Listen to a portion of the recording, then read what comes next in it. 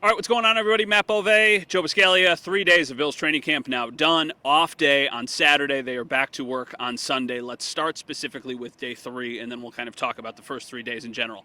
Thought the offense started strong, then the defense ended even stronger. What do you make of kind of this day in particular? Yeah, well, this day they had a very specific purpose of what they wanted to work on, and it was a lot of third down stuff, which meant the defense knew what was coming a Sure. lot of the time. But that said, the offense did seem to be not on the same page a bunch. Josh Allen threw a couple of picks. One was kind of questionable. It might have been a pass interference on Christian Benford, but either way, it wasn't their best day. But that coinciding with the first couple of days, I thought the offense got off to a really good start with Josh Allen, and he looked super sharp with his new receivers, and that's tough to do when you have such a new room. Yeah. You know, everyone is different outside of Khalil Shakir. Yeah, and they cooked during 7-on-7. They had a couple different really nice plays down the sideline. Keon Coleman beat Russell Douglas on a corner of the end zone route. I think Khalil Shakir had a big one too. But that's 7-on-7. You've got something catered towards the offense where they ate, and then these third down situations, it's kind of just like see what you can get away with, right? Yep. You have to throw it. Exactly, and then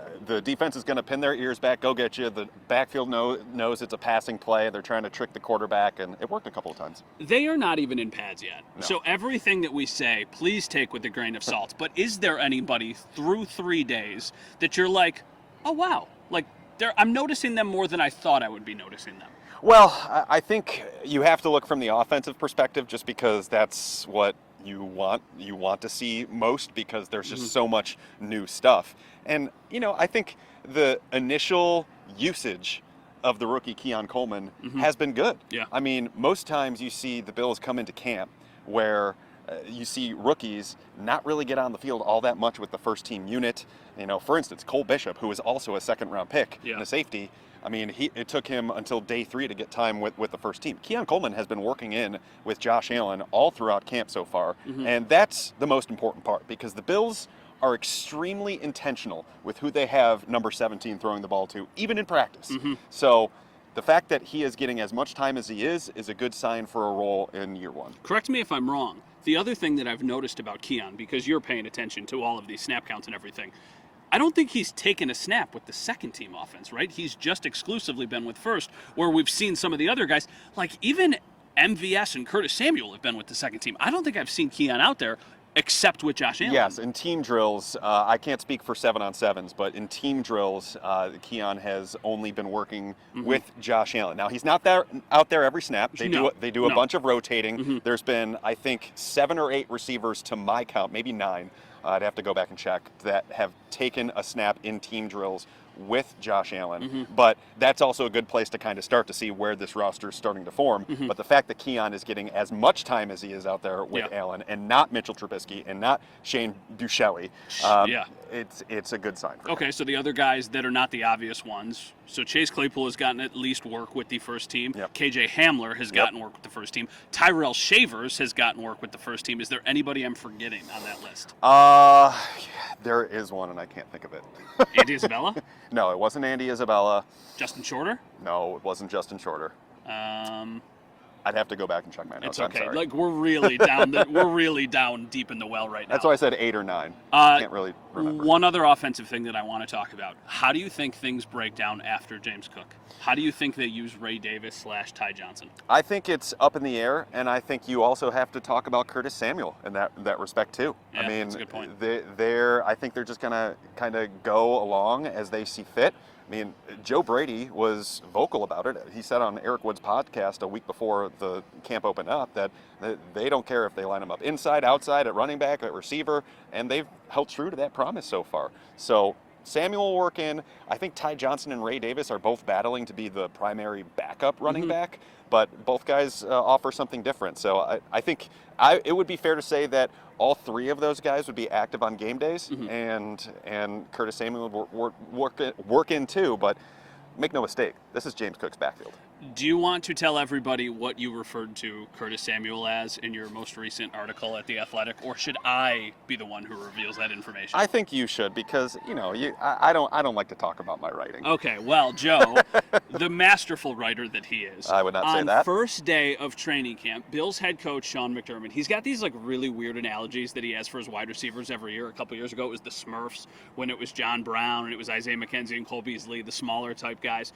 Well, this year he said it's like opening a drawer of utensils, because there's a bunch of different things in there, and you don't exactly know what they all do, but they all serve a purpose. So that makes us wonder, who would be each one of these things?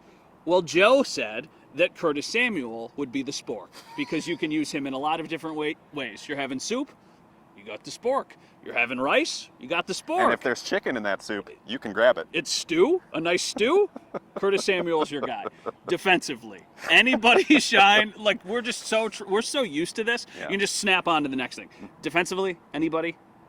I've liked Dwayne Smoot so far. Yeah, it's weird because they're using him kind of a lot. Yes, they are. And one thing that I have noticed throughout the first few days is that the defensive end position, the starting defensive end position, seems to be a little bit open right now. And a lot of people would think, oh, that's A.J. Epinessa's job. Opposite Greg Rousseau. Opposite Greg Rousseau, yes. Greg Rousseau is the locked-in starter, no doubt about it.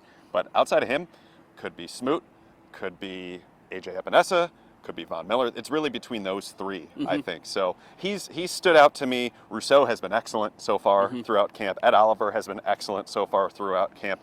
And, it's just seeing Matt Milano back out on the practice field. Yeah. He's not all the way back, but he's just so good at reading the play in front of him, and he just gets in position even if his speed isn't all the way back, that he just makes the play. So they are very happy to have him back. The two guys in the defensive line, you mentioned both of them. Ed Oliver, it feels like, has just been all over the place. And Greg Rousseau as well. My colleague Dom Tibbetts talked to Greg Rousseau on Friday. We'll have that for you probably early next week. I'm sure he had a lot of good stuff to say. The only other thing I want to ask you, safeties. Right now, who do you think starts? Great question. My guess would be either Mike Edwards or someone that's not here right now. Interesting. Well, you never know. So you think, is Taylor Rapp a lock, are you saying? Taylor Rapp is a lock. So Taylor Rapp and Mike Edwards, or Maybe. or somebody else. Yes, or somebody else who may or may not have worn 23 last year. We'll see. Okay, interesting. So you're going to Micah Hyde. 23 has not been assigned.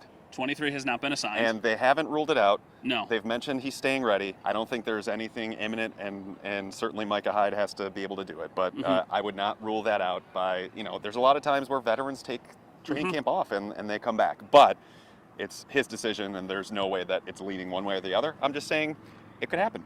What about Justin Simmons? Is that impossible? Have to check from a cap perspective, but not impossible. Like, he's still sitting there.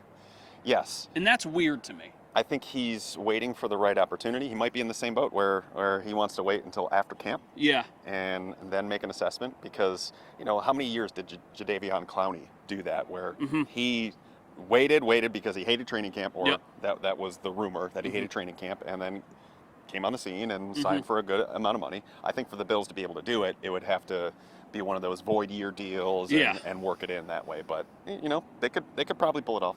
Any other things that you want to talk about before we wrap this up?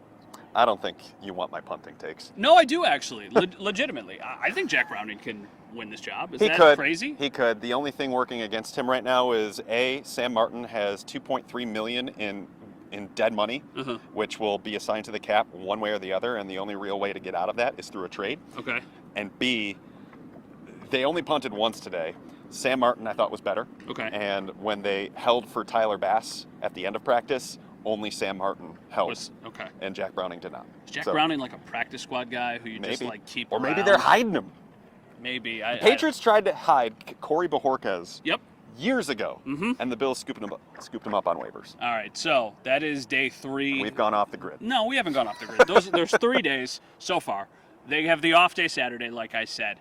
We don't know for sure whether or not pads will come on Sunday or on Monday. It's probably a safe bet that it's going to be one of those 2 days. Things will start to ramp up after that. You can follow along all of Joe's work at The Athletic, and also you can listen to his work with the Buffalo Beat podcast. For Joe Biscaglia, one of our contributors here at Channel 7, I am Matt Bove. Thank you guys for watching. We'll talk to you soon.